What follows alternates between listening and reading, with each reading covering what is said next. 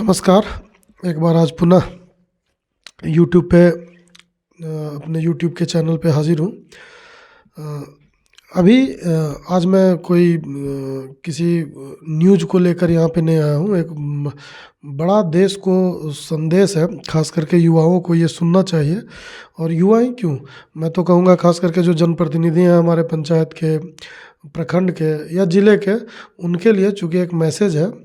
अभी करंट में 30 नवंबर से 12 दिसंबर यानी परसों तक दुबई में कॉप 28 का सम्मेलन था। वहाँ पे हमारे देश के प्रधानमंत्री नरेंद्र मोदी जी शामिल हुए थे और उन्होंने एक नया शब्द का इजाद किया और वो है ग्रीन क्रेडिट। अब ये ग्रीन क्रेडिट है क्या? ये चूँकि ये उन्होंने 2035 2070 की बात कही है और नेट ज़ीरो की बात कही है। आपको नेट ज़ीरो समझना होगा ये क्या है, ग्रीन क्रेडिट समझना होगा। और ग्रीन क्रेडिट से पहले चूँकि ग्रीन क्रेडिट को लाया इसलिए गया है कि कार्बन क्रेडिट को जो लोग नहीं समझ पा रहे थे या कार्बन क्रेडिट जो ग्रामीण स्तर तक नहीं पहुंच रहा था, तो उसको ग्रीन क्रेडिट के तहत ग्रामीण स्तर तक पहुंचाने के लिए इस योजना को लाया गया है। तो अब कार्बन क्रेडिट क्या है, ये सब चीज़ों को समझना होगा और तभी इसका सदुपयोग हो पाएगा ज़मीनी स्तर पे। दिक्कत यह है कि कॉरपोरेट जो है या बड़े बड़े शहर हैं, वहाँ के लोग तो इन चीज़ों को समझ लेते हैं और वो काम में लग भी जाते हैं, लेकिन ग्रामीण स्तर पे जो लोग हैं वो इन चीज़ों से दूर रह जाते हैं। तो ये जो कार्बन क्रेडिट है और ग्रीन क्रेडिट है, इन दोनों चीज़ों को बताने के लिए मैं सर्वप्रथम नेट ज़ीरो क्या है इसको समझिए। कि अभी एक मुहिम चला हुआ है पूरे विश्व में, केवल ये भारत की बात नहीं है, कि पर्यावरण को जो है वो संतुलित करना है। यानी हम जितना पानी धरती से निकाल रहे हैं उतना पानी हम धरती के अंदर पहुंचा सकें। हम जो उपयोग कर लेते हैं वो उपयोग करें, लेकिन जो दुरुपयोग हो रहा है, जैसे पानी बह जा रहा है, फिर वो पानी जो है मतलब वो धरती के नीचे नहीं जा पा रहा है।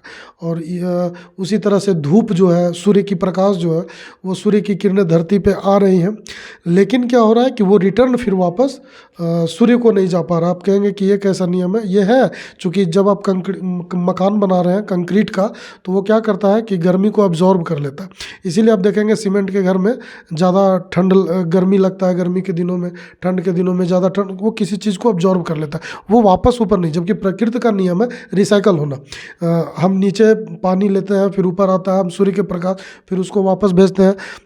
उसी तरह से जो आप देखते होंगे पत्तियों में जो हरा रंग दिखाई पड़ता है, उसका भी कारण वही है कि वो रिफ्लेक्ट करती है किरण को। तो ये सारी चीज़ें जो है उसमें पर्यावरण को संतुलित करना ही नेट जीरो है, जिसमें सौर ऊर्जा यानी कि एनर्जी के ऊपर काम हो रहा है, सस्टेनेबिलिटी के ऊपर काम हो रहा है। यानी बिल्डिंग में पेंट कैसा होगा छत के ऊपर कि वो धूप को अब्जॉर्ब नहीं करके ऊपर वापस छोड़ दे, तो उस तरह के पेंट का, तो ग्रीन पेंट नाम से बहुत सारे चीज़ें। मतलब अब ये हम आपको शॉर्टकट में, मेरा मकसद है क्रेडिट पे आना, कार्बन क्रेडिट और ग्रीन क्रेडिट पे आना। तो सस्टेनेबिलिटी पे पूरे भारतवर्ष में काम हो रहा है, जिसमें वाटर कंजर्वेशन है, एनर्जी मैंने बताया है कि सोलर एनर्जी के ऊपर काम हो रहा है, सस्टेनेबिलिटी, मतलब बहुत सारे इस तरह का बहुत सारा चीज़ आपको मिलेगा। ठीक है, अभी देखिए ये पार्क जो हम लोग अभी लगाते थे, शहर के बीचों बीच गार्डन की व्यवस्था थी, अब वो फॉरेस्ट का रूप धारण कर रही है। यानी इसको समझिए कैसे कि अभी हम लोग छोटे, जहाँ शहर में खाली स्थान होता था तो वहाँ हम लोग पार्क डिजाइन करते थे, लेकिन अभी जो नया कॉन्सेप्ट आया उसमें क्या होगा कि अब शहर में जहाँ खाली स्थान होंगे वहाँ फॉरेस्ट का कॉन्सेप्ट आएगा।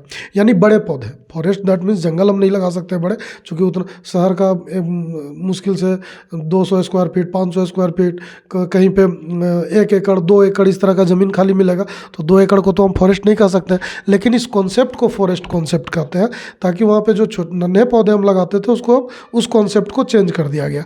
अब क्या है कि हम बड़े बड़े वृक्ष लगाएंगे। तो अब इस पे हम आते हैं मेन ग्रीन क्रेडिट से पहले कार्बन क्रेडिट पे, क्योंकि हम ग्रीन क्रेडिट को तभी समझ पाएंगे।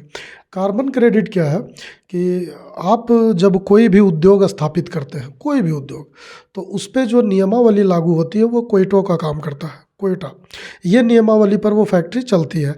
फैक्ट्री हो किसी भी तरह का, लघु, मध्यम, सूक्ष्म या फिर बड़े, जिसको हम लोग हैवी मशीनरी कहते हैं, हैवी मशीनरी के तहत कोई कार्य हो, तो वो जितने भी उद्योग धंधे हैं, कल कारखाने हैं, तो वो कोयटा नियम पद्धति से चलती है। और उस नियम में ये कहा गया है कि अगर आप कार्बन जो है, यानी कि प्रदूषण, कार्बन मीन्स प्रदूषण, जो कार्बन है मीन्स प्रदूषण नहीं, मतलब कार्बन अगर छूट रहा है तो प्रदूषण बढ़ रहा है, ये मेरा कहने का मतलब है। कार्बन मीन्स प्रदूषण। कार्बन आप कितना उत्सर्जित करते हैं, इस पर एक नियमावली है कि अगर आप उस नियमावली में, मैं नहीं जानता कि कितना कार्बन उत्सर्जित करने पर वो नियम लागू होता है, लेकिन उसमें ये कहा गया है कि अगर इतना कार्बन से ज़्यादा आप उत्सर्जित करते हैं तो आपकी फैक्ट्री को क्यों ना बंद कर दिया जाए, क्योंकि वो पर्यावरण को प्रदूषित कर रहा है भारी मात्रा में। तो इसकी बढ़ावा के लिए क्या किया गया, ताकि सारे लोग कार्बन पर कंट्रोल करें, यानी फैक्ट्री में उत्पाद तो करें लेकिन अनावश्यक कार्बन का उत्सर्जित ना करें। इसके लिए वर्ल्ड बैंक ने कार्बन क्रेडिट का नियम, यानी क्रेडिट का मतलब हम सब समझते हैं कि हम जब पैसा जमा करते हैं तो क्रेडिट हो जाता है, मार्केट में हमारा इज्जत जब बढ़ता है तो हम क्रेडिट करते हैं। तो आर्थिक क्रेडिट का यहाँ भी मतलब है आर्थिक स्थिति, जब आपका अर्थ बढ़ेगा तभी क्रेडिट हो। अब कार्बन, आप तो कहेंगे कार्बन तो धुआं है, तो धुआं का क्रेडिट हम कैसे लेंगे, हम उससे कैसे पैसा कमाएंगे? तो यही तो ताज्जुब है कि कार्बन क्रेडिट से लोग पैसा कमा रहे हैं। कैसे कमा रहे हैं ये देखिए, जिस कंपनी, यानी कि वो चाहते हुए भी कम नहीं कर पा रहा है, कि कार्बन का उत्सर्जन वो कम नहीं कर पा रहा है चाहते हुए भी, क्योंकि उस तरह का हैवी प्रोडक्शन वहाँ पे हो रहा है कि कार्बन का उत्सर्जन होना तय है, होगा ही होगा। तो वो क्या करेगा, उसके लिए एक नियम है कि आपका कंपनी बंद नहीं होगा कोयटा के नियम के तहत, लेकिन एक शर्त उस पर लागू होगा, जो कंपनी कार्बन कम उत्सर्जित कर रही है तो कुछ कार्बन पर कुछ क्रेडिट का मानक तय किया गया है। तो उसका कार्बन जो उसने कम, मान लीजिए आपने 10 क्रेडिट पॉइंट जो है वो ज़्यादा उत्सर्जित किया और उसने अपनी मानक क्षमता से 10 कम किया, तो आपको वो खरीदना होगा, यानी उसको प्रोत्साहित करने के लिए आपको पेमेंट करना होगा। आप वो क्रेडिट ले लेंगे और बदले में उसको पेमेंट देंगे। तो इस तरह से लघु, मध्यम, सूक्ष्म जितने भी उद्योग हैं वो क्या होंगे, प्रोत्साहित होंगे कि हम कार्बन अगर अनावश्यक नहीं करेंगे तो हमको कार्बन बेच के भी पैसा मिलेगा। तो वो ये सारा चीज़ कर रहे हैं। और अगर कोई खरीदार नहीं है, सब लोग अपना अपना कार्बन जो है वो संतुलित हिसाब से उत्सर्जित कर रहे हैं, तो वर्ल्ड बैंक आपका कार्बन खरीद लेगा। इसका करंट उदाहरण है मेट्रो, दिल्ली मेट्रो। उन्होंने 197 या 98 करोड़ का जो है वो कार्बन बेचा है वर्ल्ड बैंक को। ये दिल्ली मेट्रो की बात है, कम उत्सर्जित करने के कारण। तो इसमें क्या हो रहा था कार्बन क्रेडिट में, अभी मैं भी बात कर रहा हूँ तो आपको लग रहा होगा कार्बन क्रेडिट में एक प्रॉब्लम क्या आ रहा था कि ये लग रहा था कि केवल व्यवसायियों पर लागू है, जो बड़े व्यवसायी हैं उन पे लागू हो रहा है, इससे आम जनता को कोई लाभ नहीं हो रहा है। और आम जनता जो है इस कार्बन क्रेडिट के सहयोग, अपनी भागीदारी इसमें नहीं निभा रही है। तो नरेंद्र मोदी ने अभी जो कॉप का मैंने बात कहा, अभी जो दिसंबर में ही ख़त्म हुआ है, दुबई में था, वहाँ पे प्रधानमंत्री जी गए हुए थे, आप सबको पता है, टीवी चैनल देखते हैं। तो वहाँ पे उन्होंने ग्रीन क्रेडिट की बात कही, और इसको इसलिए कहा ताकि अब आम लोग भी क्रेडिट से पैसा कमा सकें।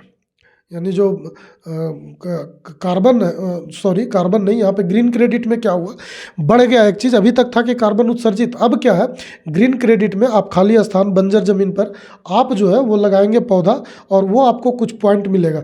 जो व्यक्ति जितना पौधा लगाएगा, या जो व्यक्ति जितना पानी का बहाव है उसको रोकेगा, जो व्यक्ति जो है पानी के बहाव के अलावे जो पानी को नीचे ज़मीन तक पहुंचाएगा, उन लोगों को भी, यानी इंडिविजुअल और संस्थागत, संस्था और इंडिविजुअल, व्यक्तिगत तौर पर और संस्थागत, एग्रीकल्चर में जो वर्मी कंपोस्ट का यूज़ करेगा।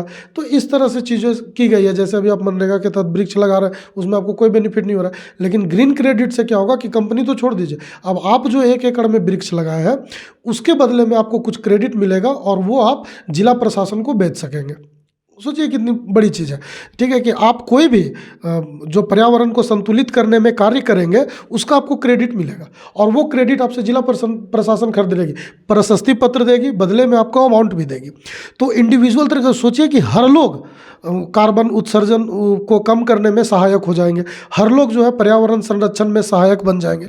तो इस तरह का प्रोग्राम प्रधानमंत्री मोदी के द्वारा लाया गया है, जिसमें हम सब लोगों को बढ़ चढ़ के हिस्सा लेना है और बढ़ चढ़ के कार्य करना है। इसमें जनप्रतिनिधि आप समझ सकते हैं कि कितने बड़े रोल अदा कर सकते हैं और इस पर कितना बड़ा कार्य हो सकता है। तो हम लोग आगे भी इस तरह के जो बातें आएंगी उस पर विचार करेंगे।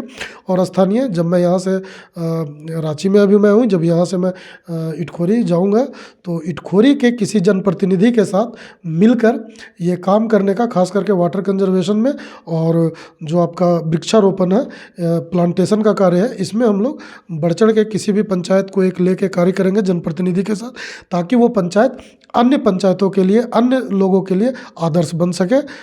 ये हम लोगों का एक मेन मकसद होगा मां शरणागत संस्था के थ्रू।